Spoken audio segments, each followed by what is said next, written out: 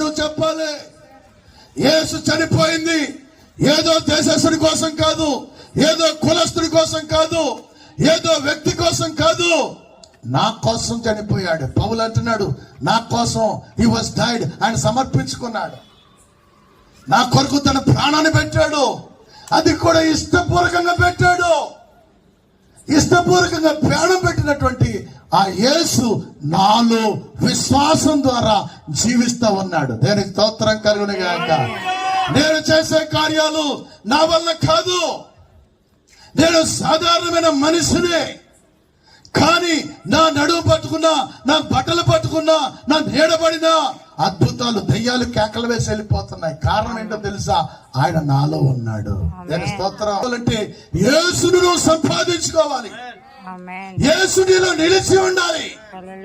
నువ్వు కనులు తెరిచినా కనులు మూసినా యేసు నీకు కనపడాలి. దానికి స్తోత్రం కలుగును గాక.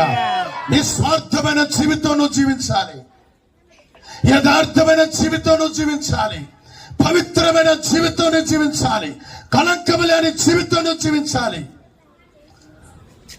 అందుకే అపోస్తలుడైన పౌలు అంటాడు, బ్రతుకుట క్రీస్తు, చావైతే లాభం, మేలు నాకు. బ్రతుకుటైతే క్రీస్తే, చావైతే లాభం అంటాడు. దాని స్తోత్రం. సావు ఎవరికైనా లాభం అంటాడండి? సావు ఎవరికైనా లాభమా? కానీ అపోస్తలుడైన పౌలు సావు లాభం, ప్రభు కొరకు చావు లాభం, ప్రభు కొరకు నా ప్రాణాలు అర్పిస్తాను, ఎందుకంటే నేను పరలోక రాజ్యంలో సొంతం అవుతాను. దేనికి సొంతం అవుతాను? నా కొరకు దేవుడు వెల్కమ్ చెప్తాడు. నేను పడిన ప్రయాసను బట్టి, నేను చేసినటువంటి దేవుని పరిచయం బట్టి నా కోసం వెల్కమ్. కొలసి రాసిన పత్రిక 3వ అధ్యాయం 2వ వచనంలో, మీరు క్రీస్తుతో కూడా బ్రతికితే పైనున్న వాటి మీదనే గాని భూ సంబంధమైన వాటి మీద మనసు పెట్టకుడి, ఏలగనగా మీరు మృతి పొందారనే మాట ఉంది.